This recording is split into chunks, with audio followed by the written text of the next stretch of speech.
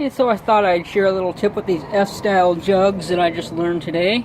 If you're anything like me, you've got a dozen of these on board your van filled with miscellaneous product. Depending on what you need, you just grab the product that you need, stick it into your multi-sprayer, and there you go.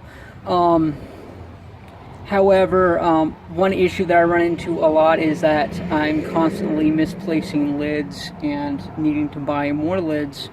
And what I found out is that I drink Gatorade. I'm sure a lot of you guys drink Gatorade on the job to stay hydrated. And I just found out that the Gatorade lid is the exact same size as the F-style jug. So, yeah, you can mix and match those lids just perfect. In fact, you can grab those orange lids and you can use them to mark a specific product if you want.